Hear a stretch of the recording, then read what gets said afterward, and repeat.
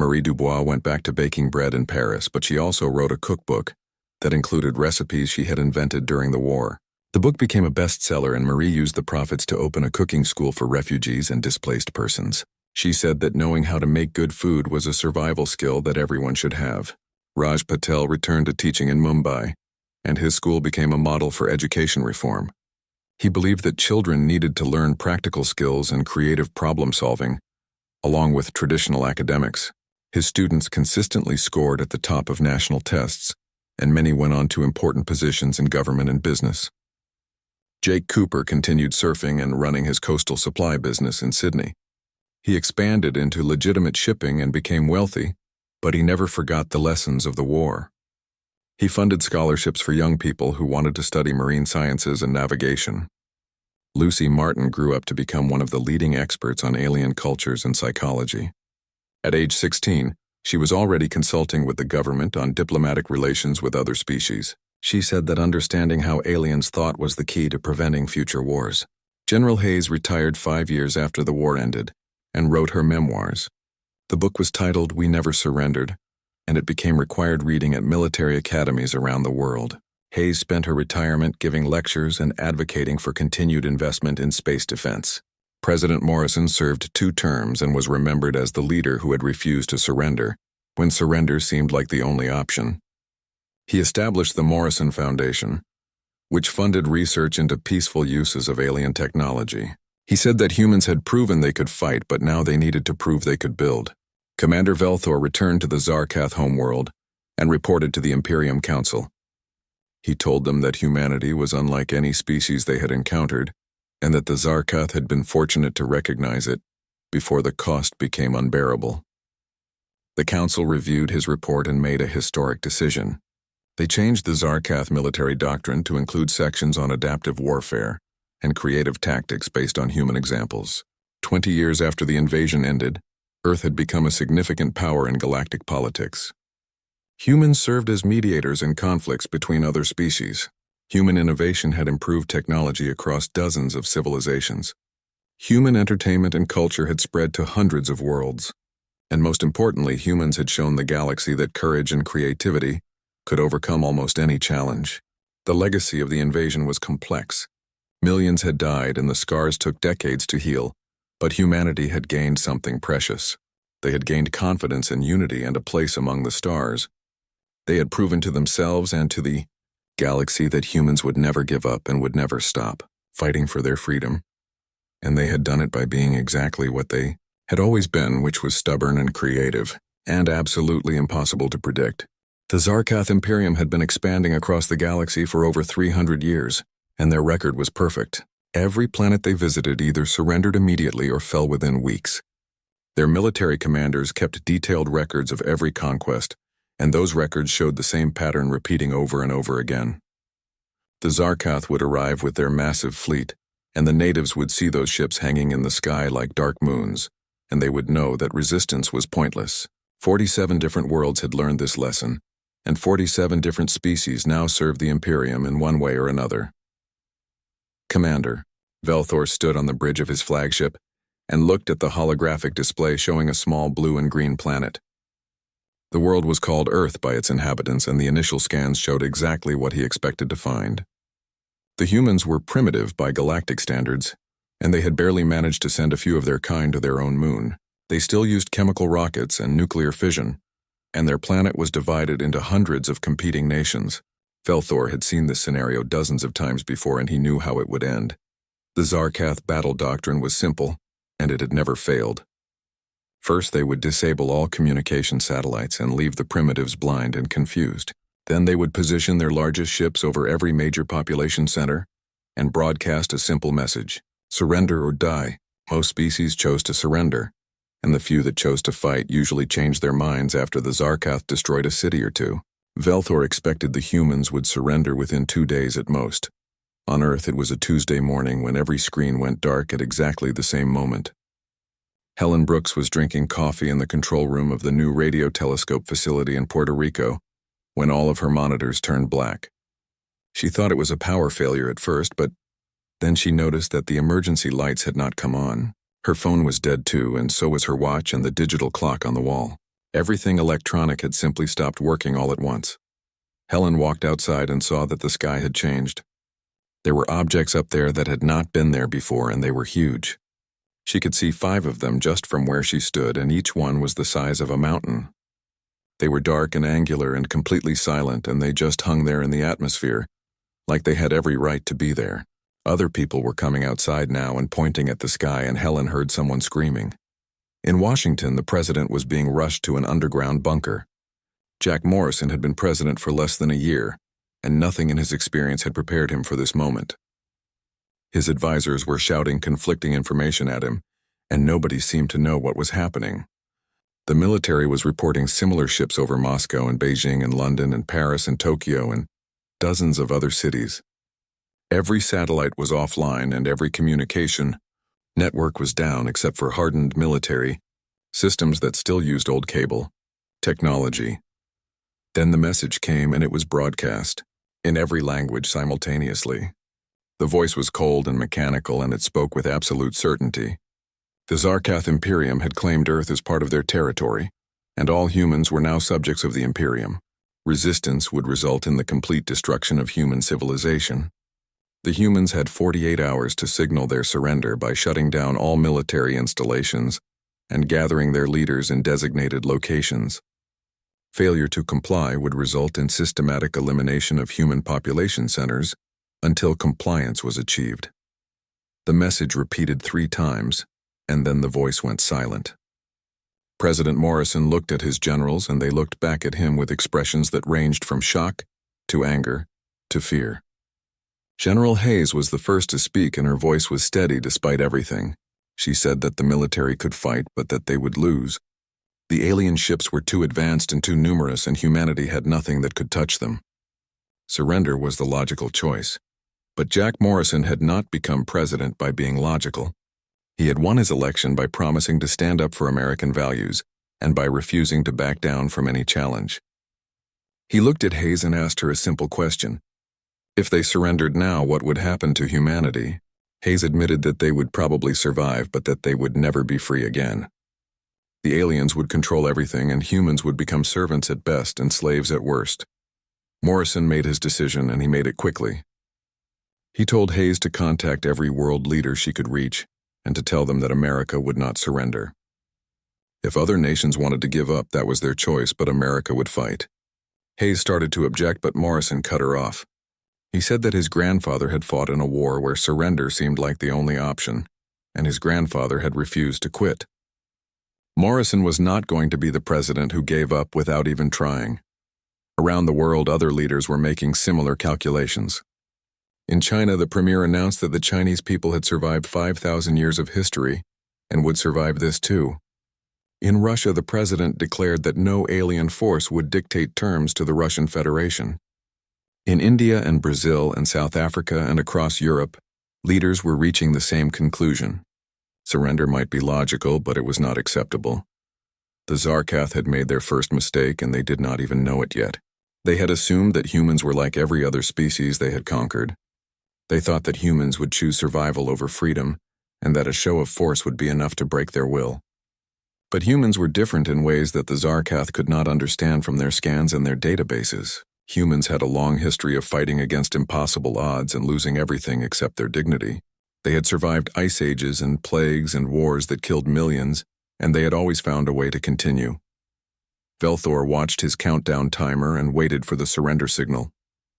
He was already planning the occupation and thinking about how to efficiently strip the planet of its resources. The humans had significant deposits of rare metals, and their biosphere was rich enough to support Zarkath colonies. It would be a profitable conquest. The timer reached 0 and no surrender signal came. Velthor was surprised but not concerned. Some species needed additional encouragement, and the Zarkath had standard procedures for that situation. He gave the order to destroy a city, and he chose a small one to minimize the loss of future labor resources. The targeting systems locked onto a coastal settlement, and the weapons charged, and then the beam fired. But something unexpected happened in that moment. As the city died, the humans did not panic and they did not surrender. Instead, they got angry and they got organized, and they started to fight back with everything they had. The Zarkath had just started a war, and they had no idea what they had gotten themselves into. The Zarkath ground forces landed in New York City 3 hours after the coastal settlement was destroyed, and Lieutenant Krevna led his unit through the empty streets with confidence. His soldiers wore advanced armor that could withstand small arms fire, and they carried plasma weapons that could cut through steel. Every member of his unit had trained for years in urban combat, and they had participated in at least a dozen successful invasions. Krevna expected scattered resistance from military forces, and then a quick collapse once the primitives realized they were outmatched. The first attack came from above, and it was not what Krevna expected at all. A construction crane swung its wrecking ball in a wide arc and smashed into 3 of his soldiers before anyone could react. The impact sent them flying, and their armor cracked on impact with the pavement. Then the windows of surrounding buildings exploded outward, and humans started throwing things. They threw bricks and bottles and chunks of concrete and burning containers of liquid that splashed across Zarkath armor and kept burning. Krevna ordered his unit to return fire, but the humans were already gone. They had disappeared into the buildings and the subway tunnels and the alleys. His soldiers pursued them into a parking garage and found themselves in a maze of concrete pillars and shadows.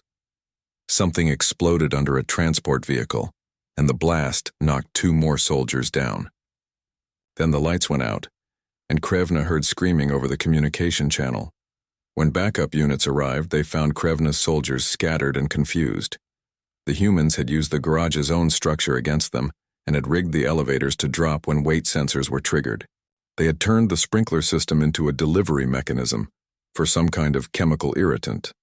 They had even somehow reversed the polarity on the electric vehicle charging stations to create shock traps. None of this was in the Zarkath tactical database. A mechanic named Danny Price watched the alien soldiers from his hiding spot in a subway maintenance tunnel. He had organized a group of transit workers, and they had spent the last 2 days turning the underground system into a death trap. They had removed sections of rail and covered the gaps with thin metal sheets that would collapse under the weight of armored soldiers. They had rigged the 3rd rail to deliver power to metal plates on the tunnel floors. They had filled fire extinguishers with gasoline and positioned them where they would cause maximum damage. Danny's radio crackled, and a voice told him that more aliens were entering the subway at 42nd Street. He signaled to his team, and they started the sequence they had practiced. First, they cut the lights in that section. Then they opened the ventilation systems and released smoke. Then they used the public address system to play sounds of gunfire and screaming from speakers scattered throughout the tunnels. The aliens would chase the sounds and walk right into the traps. Across the ocean in London, a different kind of resistance was forming. Sophie Miller was a telecommunications engineer, and she had spent her entire career working with radio frequencies and signal processing. When the aliens jammed human communications, she had been angry, but when she studied the jamming signal itself, she had gotten an idea.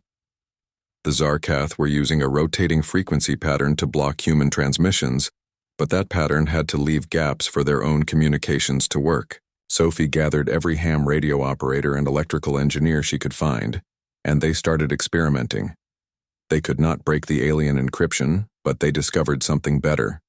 The Zarkath communication system had error correction, protocols that would repeat any corrupted message until it was received clearly. If Sophie's team sent random noise on the right frequencies at the right times, they could force the alien system to get stuck in endless loops of message repetition. Within a day, the Zarkath communication network in Europe was completely unusable. Every channel was clogged with repeated messages, and the error correction system kept making things worse. Sophie's team started adding music and random sounds to their jamming signal just to frustrate the aliens even more. They played everything, from classical symphonies to heavy metal, to recordings of babies crying and dogs barking. In Tokyo, a martial arts instructor named Ken Yamada was teaching people how to fight the aliens in close combat. He had studied the bodies recovered from early skirmishes, and he had identified weak points in the Zarkath anatomy. Their knee joints, bent in only one direction, and a strong kick from the side could cripple them. Their helmets had a seal at the neck that could be broken with the right twisting motion. Their weapons were designed for their larger hands and could be knocked loose with strikes to specific pressure points. Ken trained hundreds of volunteers in techniques that used the aliens' strength against them. When a Zarkath soldier tried to grab a human, the human would drop low and strike at the knee. When an alien raised its weapon, the human would close distance and attack the arms. The Zarkath were physically stronger, but humans were faster and more flexible, and they fought with a fury that shocked their opponents. General Hayes coordinated the global resistance from her bunker in Colorado, and the reports coming in amazed her. Civilians were fighting back with tools and tactics that no military academy had ever taught. In Mumbai, people were using spices to create chemical weapons that affected alien respiratory systems. In Mexico City, residents had turned their ancient pyramid sites into fortified positions. In Stockholm, someone had figured out how to hack alien supply drones and redirect them to human forces. The pattern was clear, and it was something Hayes had never seen in any previous war. The aliens had superior technology and training, but they were following a predictable doctrine. They expected enemies to fight like soldiers with clear command structures and logical tactics. Humans were fighting like humans, and that meant using everything available in creative and chaotic ways. Hayes received a report from Australia, where a surfer named Jake Cooper had organized a coastal resistance network. They were using small boats to attack alien landing craft and then disappearing into the network of harbors and inlets before the aliens could respond. In one engagement, Jake's people had actually captured an alien patrol boat intact by ramming it with a fishing vessel and boarding it before the crew could react. The most valuable intelligence came from ordinary people who were observing the aliens and noting their patterns. A librarian in Chicago noticed that Zarkath patrols always moved in groups of 7. A taxi driver in Cairo realized that the aliens avoided certain frequencies of sound. A teacher in Toronto discovered that Zarkath soldiers needed to return to their ships every 12 hours for some kind of environmental cycling. All of this information flowed into Hayes's command center, and her analysts started building a picture of the enemy. The Zarkath were powerful, but they were also rigid. They relied on their technology and their established procedures. When something unexpected happened, they seemed to freeze for a moment while they consulted their databases and protocols. That hesitation was a weakness that humans could exploit. Krevna reported back to Commander Velthor, and his report was troubling. His forces had superior firepower, but they were taking casualties at an unacceptable rate. The humans were not, fighting them in open battle where Zarkath advantages would be decisive. Instead, they were using hit-and-run tactics and environmental warfare and psychological operations. Krevna requested additional troops and new orders. Velthor studied the tactical displays and felt something he had not felt in many years. He felt doubt, and he felt the first traces of concern. The humans were supposed to be primitive and disorganized, but they were fighting with coordination and innovation. Every time his forces adapted to one tactic, the humans would switch to something completely different. This was not following the pattern, and Velthor did not like it when things did not follow the pattern. 2 weeks into the invasion, Commander Velthor received casualty reports that made no sense according to his understanding of warfare. The Zarkath had lost more soldiers on Earth than they had lost in the previous 5 conquests combined, and the humans were not even using comparable technology. His analysts assured him that human weapons were primitive and should not be effective against Zarkath armor, but soldiers kept dying anyway. The reports described humans using modified industrial equipment and improvised explosives, and tactics that seemed to have no logic behind them except chaos. What troubled Velthor most was the speed of human adaptation. A Zarkath fighter craft had been shot down over the Nevada desert, and his recovery team had arrived to find nothing but a crater. The humans had stripped the entire craft down to its frame in less than 6 hours, and they had moved every piece to locations that Velthor could not track. Intelligence suggested the humans were studying Zarkath technology, but Velthor was not concerned about that because primitive species never understood advanced systems well enough to use them. At a military facility that humans called Area 51, a physicist named Carl Jensen was proving that assumption wrong. Carl had spent his career studying theoretical physics, and he had always believed that any technology was just applied science. The Zarkath plasma rifle sitting on his workbench was incredibly advanced, but it still followed the basic laws of physics. Carl had taken it apart piece by piece, and he had documented every component and every connection. The weapon used a magnetic containment system to hold superheated plasma and then released it in controlled bursts. The power cell was based on principles that Carl barely understood, but he did not need to understand it completely to use it. He just needed to figure out how to connect it to human weapons. Colonel Frank Butler watched Carl work and asked if it was even possible to make Zarkath technology compatible with human systems. Carl held up a modified rifle that looked like a regular assault weapon but had a Zarkath power cell attached with duct tape and wire. He said it was not elegant and it would probably explode if they used it too much, but it would fire plasma bursts, just like the alien version. Butler took the weapon to a testing range and fired it at a target. The plasma burst melted through 6 inches of steel, and Butler smiled for the first time in 2 weeks. Within 3 days, Carl's team had produced 50 modified weapons, and the number was growing. They were also working on adapting Zarkath shield generators and propulsion systems. Everything they built was crude and unstable, but it worked well enough to kill aliens, and that was all that mattered right now. In Seattle, a programmer named Amy Chen was fighting a different kind of war. She had always been fascinated by computer viruses and how they spread through networks. When she examined a captured Zarkath communication device, she realized that their computer systems were incredibly sophisticated, but sophistication meant complexity, and complexity meant vulnerabilities. The Zarkath used a networked system where every device could communicate with every other device, and that meant a virus could spread very quickly if it could just get into the network. Amy spent 4 days writing code and testing it on the captured device. Her virus was simple in concept but devastating in execution. It would copy itself to every connected device, and then it would start corrupting data files by changing random bits of information. The Zarkath would not notice the corruption immediately because the changes were small, but over time their databases would become completely unreliable. Amy also added a second function that would randomly display images and videos from human internet culture. She uploaded the virus through the captured communication device and waited. Within an hour, reports started coming in from around the world. Zarkath soldiers were complaining that their tactical displays were showing incorrect information.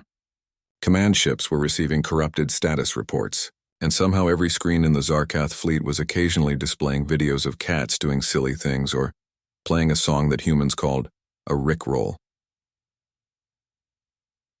Commander.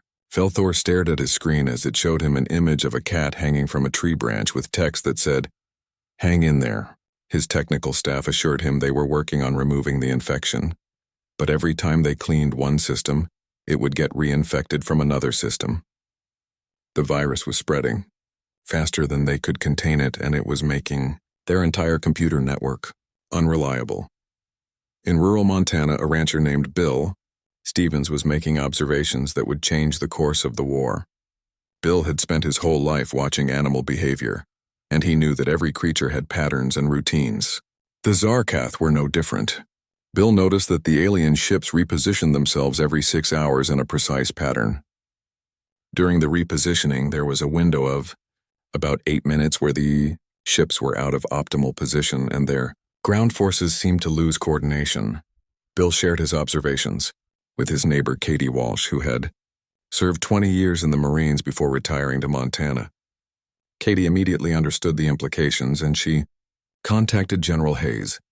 If the Zarkath ground forces depended on constant communication with their ships, then those 8-minute windows were opportunities to strike without facing coordinated resistance.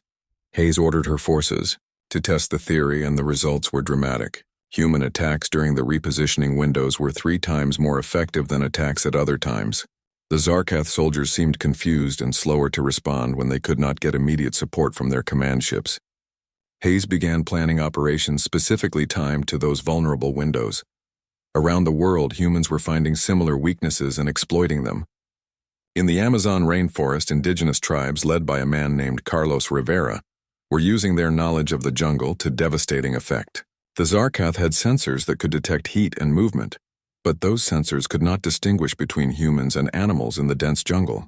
Carlos and his people would move with hunting parties of jaguars and monkeys, and the aliens would never know which heat signatures were dangerous until it was too late. Zarkath patrols would enter the jungle and simply disappear. Search teams would find their equipment scattered across miles of terrain, but no bodies and no clues about what had happened. The jungle itself seemed to be swallowing. The alien soldiers in the Zarkath command started marking the entire Amazon basin as a no-go zone. In Paris, a baker named Marie Dubois was running a smuggling operation that supplied resistance cells across the city. She used her bakery delivery van to move weapons and ammunition and intelligence reports hidden in bread containers and flour sacks. The Zarkath had set up checkpoints throughout the city, but they never suspected a middle-aged woman delivering baked goods.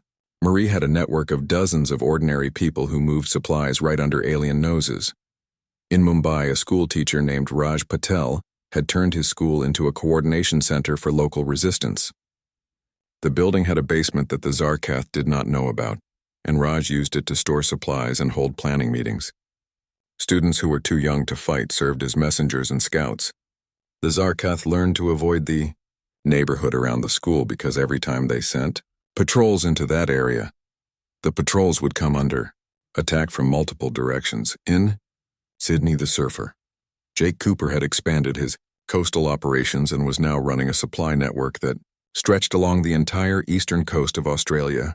He used fishing boats and pleasure craft to move people and equipment between resistance cells. The Zarkath Navy tried to stop him, but Jake knew the waters better than they did, and he could navigate through reefs and shallow areas where alien ships could not follow.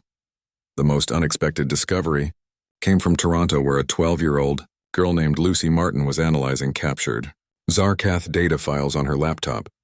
Lucy was a computer genius who had taught herself programming at age 7. She had cracked the basic encryption on Zarkath personal logs, and she was reading through them looking for useful information. What she found changed everything. The Zarkath had a concept they called warrior's honor, and it was central to their culture. They believed that true warriors faced their enemies with courage and strength. Species that surrendered without fighting were considered weak and were treated as servants. Species that fought bravely earned a measure of respect even in defeat. Lucy realized that the more fiercely humans fought, the more the Zarkath would respect them, and respect might lead to negotiation instead of extermination. Lucy sent her findings to General Hayes, and Hayes immediately understood the significance. She changed her strategy from pure survival to demonstration of strength, and she ordered her forces to make sure the Zarkath saw exactly how hard humans could fight. General Hayes launched Operation Defiance on a cold morning exactly 1 month after the invasion began, and the operation was unlike anything the Zarkath had encountered before. Instead of hiding their attacks, humans started broadcasting them on every frequency they could access. They showed the aliens exactly what they were planning to do, and then they did it anyway. And they succeeded anyway. The message was clear, and it was meant to be insulting. Humans were saying that even when the Zarkath knew what was coming, they still could not stop it. The first broadcast showed a team of fighters in Berlin preparing to assault a Zarkath supply depot. The team leader was a former police officer named Hans Miller, and he spoke directly to the camera in English, so the alien translators would understand. He said his team was going to destroy the depot in exactly 1 hour, and he gave the precise location and the route they would use to approach it. Then he smiled and said the Zarkath were welcome to try to stop them. Commander Velthor watched the broadcast and immediately ordered reinforcements to the depot. He sent 50 soldiers and 2 armored vehicles, and he positioned air support overhead. The humans had given him every advantage, and he intended to crush them as an example to other resistance cells. His forces were in position 30 minutes before the stated attack time, and they waited with weapons ready. Hans and his team attacked from underground. They had spent the previous week digging a tunnel from a nearby basement directly under the depot. They placed explosives on the support pillars of the main storage building, and they set the charges to detonate in sequence. The building collapsed inward, and the fuel storage tanks exploded, and the fire spread to 3 adjacent structures. Hans and his team were gone before the Zarkath soldiers realized the attack had already happened. The broadcast of the successful attack went out on every resistance channel, and it included footage of Zarkath soldiers standing around, confused while the depot burned behind them. The psychological impact was significant. The aliens had known exactly when and where the attack would happen, and they had still failed to prevent it. Similar operations were happening across the planet. In Jakarta, a resistance group announced they would free prisoners from a Zarkath detention center, and they did it in broad daylight using nothing but stolen alien vehicles and forged identification codes. In Buenos Aires, fighters declared they would shoot down an alien transport ship, and they succeeded using a weapon they had built from scavenged parts and posted the construction plans online afterward. The Zarkath military doctrine had no response to this kind of warfare. They were trained to fight enemies who wanted to survive, and who therefore used stealth and deception to minimize risk. Humans were fighting like they had nothing to lose, and they were treating each operation as an opportunity to embarrass their opponents. Velthor's officers were becoming demoralized, and some were questioning whether Earth was worth the cost. In the Amazon, Carlos Rivera had expanded his operations beyond simple ambushes. He had united dozens of tribes, and they were now conducting coordinated strikes on alien installations throughout the rainforest. Carlos had learned that the Zarkath relied heavily on their technology, and became almost helpless when that technology failed. His people would attack during heavy rainstorms when alien sensors were less effective, and they would use blowguns with poison darts that left no heat signature and made no sound. One of Carlos's teams captured a Zarkath officer alive and brought him to their camp deep in the jungle. The officer expected to be killed, but instead Carlos sat down with him and offered him food. Through a captured translator device, Carlos explained that humans did not want this war, but they would never surrender. He told the officer to look around at the jungle and understand that this was human territory, shaped by thousands of years of human presence. The Zarkath could destroy the cities, but they would never control the wild places. The officer was returned to his unit unharmed 3 days later, and he carried a message for Commander Velthor. The message said that Carlos spoke for all humans when he said they would fight for 100 years if necessary. Every mountain and forest and desert would become a battlefield, and every human would become a soldier. The Zarkath could win battles, but they could not win the war because humans would never stop resisting. Velthor read the message and then read the officer's report. The officer described living in the jungle camp and watching humans who had almost nothing in terms of technology, but who worked together with perfect coordination. He described children who could move through the jungle without making a sound, and elders who knew the properties of every plant and could create medicines and poisons from raw materials. He described a people who were completely adapted to their environment in ways that Zarkath troops never could be.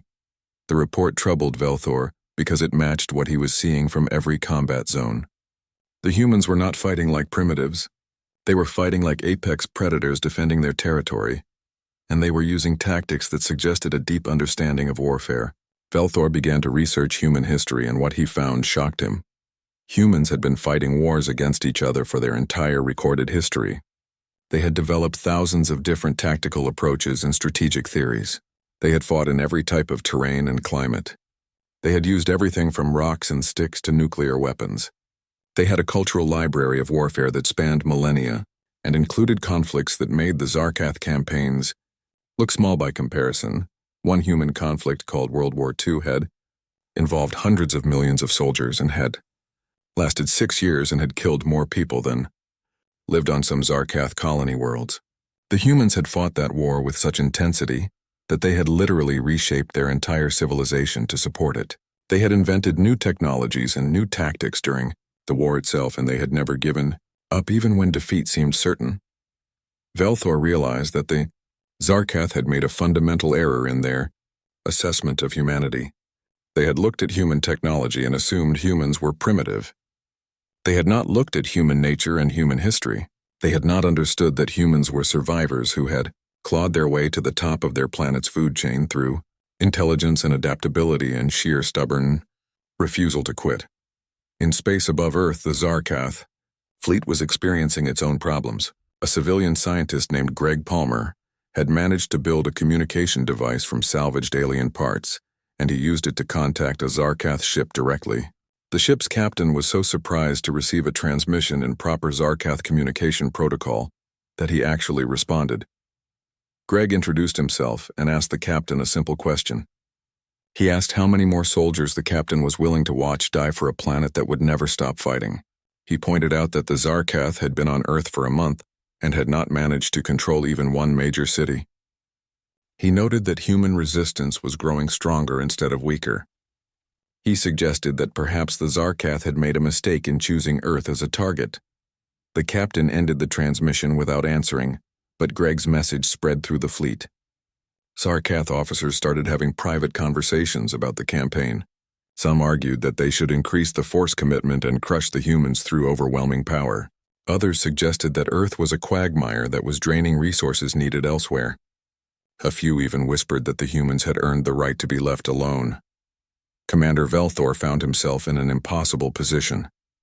His superiors in the Imperium were demanding results and threatening to replace him if he could not deliver a quick victory. His officers on the ground were telling him that quick victory was impossible without destroying the entire human population, which would defeat the purpose of conquest. His analysts were reporting that human resistance capabilities were increasing every day as they adapted more alien technology and refined their tactics. The breaking point came when a human resistance group in Nevada captured an entire Zarkath command post, including all of its equipment and personnel. The humans released a video showing Zarkath officers sitting on the ground with their hands bound, while human fighters sorted through captured weapons and computers. The leader of the resistance group spoke to the camera and said that the captured officers would be treated according to the rules of war and would be released unharmed once the Zarkath withdrew from Earth. The video ended with a statement that made Velthor realize everything had changed. The human leader said that Earth was willing to negotiate a peaceful end to the conflict, but only on the basis of complete Zarkath withdrawal. He said humans were not interested in dominating the Zarkath or taking revenge. They simply wanted their planet back and they would accept nothing less. Velthor knew in that moment that the invasion had failed. The Zarkath could continue fighting and they might eventually win through sheer attrition, but the cost would be unacceptable. More importantly, the humans had demonstrated something that no conquered species had ever shown before, and they had demonstrated it clearly enough that the entire Zarkath military was watching. They had shown that they could not be broken. Commander. Velthor made a decision that no Zarkath commander had ever made in 300 years of expansion, and he made it without consulting his superiors because he knew they would order him to continue the campaign. He sent a message directly to General Hayes and requested a meeting to discuss terms. The message was simple and it acknowledged something that the Zarkath Imperium had never acknowledged before. It said that the Zarkath recognized humans as worthy opponents and wished to negotiate an end to hostilities. General Hayes received the message in her command bunker, and she read it 3 times to make sure she understood it correctly. She consulted with President Morrison and with leaders from other nations. Everyone agreed that this was an opportunity that might not come again. Hayes sent a reply accepting the meeting and proposing a neutral location. Velthor suggested a small uninhabited island in the Pacific Ocean, and Hayes agreed. The meeting took place 1 week later on a beach with clear blue water on one side and jungle on the other. Velthor arrived in a small shuttle with 4 guards and Hayes arrived in a helicopter with 4 Marines. Both sides were armed, but both sides had agreed to talk before shooting. Velthor was tall even by Zarkath standards, and his armor was decorated with symbols of rank and achievement. Hayes was small compared to him, but she stood straight and looked him directly in the eye. Velthor spoke first and his translator rendered his words into English. He said that the Zarkath Imperium had conquered 47 worlds and had fought against dozens of different species. He said that the Zarkath had developed their military doctrine over centuries and had refined it through constant warfare. He said that doctrine had never failed until Earth. He paused and then said something that Hayes had not expected. He said that humans fought with honor and courage and creativity that the Zarkath had never encountered before. Hayes asked what that meant in practical terms. Velthor said it meant that the Zarkath could continue the war and possibly win through attrition, but the cost would be higher than any previous campaign. More importantly, it meant that the Zarkath had learned something valuable from humanity, and that knowledge was worth more than whatever resources Earth possessed. He said the Zarkath wanted to end the war and establish a different kind of relationship with humanity. President Morrison joined the conversation through a video link, and he asked Velthor to be specific about what he was proposing. Velthor said the Zarkath would withdraw all military forces from Earth immediately. They would provide compensation for the damage they had caused. They would declare Earth a protected world under Zarkath law, which meant that no other species in their sphere of influence could attack or invade it. In exchange, the Zarkath wanted access to human tactical thinking and problem-solving approaches. Morrison asked why the Zarkath valued human thinking so highly. Velthor explained that the Zarkath were powerful but rigid. They followed established procedures and trusted in their superior technology. Humans had shown them that creativity and adaptation could overcome technological advantages. The Zarkath wanted to learn how humans approach problems and how they innovated under pressure. They believed this knowledge would make them stronger as a civilization. The negotiations continued for 3 days, and representatives from every major nation participated through video links. The humans had many demands, and the Zarkath agreed to most of them. The final treaty included complete withdrawal of all Zarkath forces within 30 days. Financial compensation equivalent to $500 billion in precious metals and rare elements. A technology exchange program where the Zarkath would share specific technologies in return for human expertise in innovation and tactics. A permanent Zarkath embassy on Earth and a human embassy on the Zarkath homeworld. And a mutual defense agreement where the Zarkath would help defend Earth against other alien threats. Helen Brooks was invited to be part of the team that would manage the technology exchange, and she spent hours talking with Zarkath scientists. She learned that the galaxy was full of intelligent species, and that humanity had been lucky that the Zarkath had found them first. Other species were less honorable, and might have simply destroyed Earth rather than trying to conquer it. The Zarkath protection would be valuable in the years to come. As the last Zarkath ships prepared to leave Earth's orbit, people around the world emerged from shelters and hiding places. The war had lasted 6 months and had killed approximately 15 million people. Dozens of cities had been damaged or destroyed. But humanity had survived, and they had done more than survive. They had earned the respect of an interstellar empire and had secured a place in galactic civilization. Danny Price went back to his garage in New York and returned to fixing cars, but he kept the tools and weapons he had made during the war. The city gave him a medal for his service, and the mayor asked him to help train a new civil defense force. Danny agreed because he knew that the Zarkath might not be the last aliens to visit Earth. Sophie Miller started a company in London focused on human-alien communication systems. The Zarkath hired her as a consultant to help them improve their military communication networks. She made enough money to retire, but she kept working because she found the challenge interesting. Ken Yamada opened a new martial arts school in Tokyo and taught techniques for fighting opponents who were larger and stronger. Students came from around the world to learn from the man who had trained civilians to fight alien soldiers. Ken never charged military personnel for lessons because he said they had already paid enough. Carl Jensen continued working at Area 51 and led the team that integrated Zarkath technology into human systems. Within a year, Earth had spacecraft capable of traveling to other star systems. Within 5 years, humans had established colonies on 3 different planets. Carl won the Nobel Prize in Physics, but he said the real credit belonged to the aliens who had been foolish enough to leave their technology lying around. Amy Chen became famous as the programmer who had infected an entire alien fleet with a computer virus. She wrote a book about the experience and used the money to start a foundation that taught coding to children in developing countries. She said the best defense against future alien invasions was making sure every human knew how to think creatively about technology. Bill Stevens stayed on his ranch in Montana and raised cattle, but he also served as a consultant to military intelligence. His ability to spot patterns and predict behavior was valuable, and the government paid him well for his insights. He used the money to buy more land and to help his neighbors rebuild. After the war, Katie Walsh came out of retirement and accepted a position as a general in the new Space Defense Force. She said she had retired once and gotten bored, and she was not going to make that mistake again. Under her leadership, the Space Defense Force became one of the most capable military organizations in human history. Carlos Rivera became a leader in the movement to preserve Earth's wild places. He argued that the forests and jungles had been crucial to human survival during the invasion and needed to be protected. The United Nations created a new category of protected zones called Strategic Natural Reserves, and Carlos helped manage the Amazon Reserve.